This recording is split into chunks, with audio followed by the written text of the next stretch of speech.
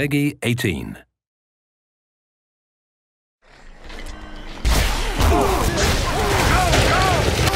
I enjoy making the sounds for these things. Maybe it's a bit of a macabre career choice, but there's always a new way to make somebody die.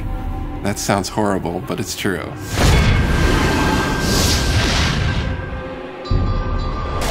Hunted is about the sense of being lost in the world. And not like literally lost, where you need a map, but just lost in the way that you get overcome and you really believe that you're there. The goal for me is to try and get the player to be excited about what's around the corner. You know, what's happening next? What can I find? What's gonna make the hairs on the back of my neck tingle? You know, we talk about that a lot with the music.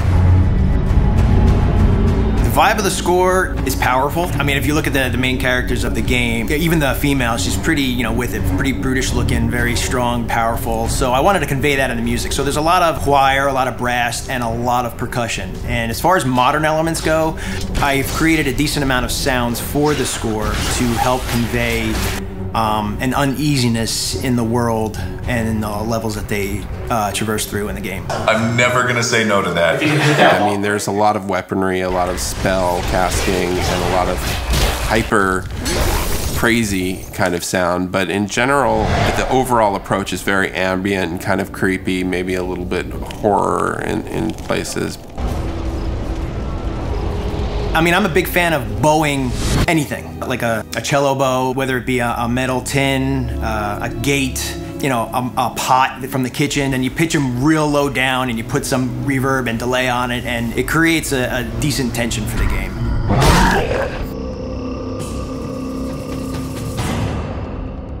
Every sound in the game is designed. There's nothing like a stock library sound in this game. So every single sound, even like the small impacts of the wood breaking as a body falls into it, it's, you know, a multi-layered sound of like crunchy stuff up top and then this stuff up here. These things make really great whooshes for like the arrows, you know, as they pass by your head. That's how you make them. Cutting it close there. Ooh, a good death rattle. I'll take chocolate syrup and tomato paste and corn syrup and I'll mix it all together and just like stick a mic in there and just, you know, make some really cool beefy sounds. And then when that stuff like splatters and you hear it after you kill, it's really satisfying. You want to imagine the blood splattering on the ground. If you're into that sort of thing. Sometimes I don't think about that. I never think about that. A lot of the nostalgia of the old dungeon crawly games was all about the magic mouth giving you the riddle, or you find the runes written on the wall and you translate them into some mysterious riddle. What we want to do is give that same kind of fun, like, ah, I figured it out, or I've been thinking about it all night and I woke up in the morning with the answer. We wanted the puzzles of our game to blend into the mythology and blend into the environments and be true to where they are. You know, you may break through a wall and find out there's a huge other area behind it that you didn't know existed, and those are all over our world.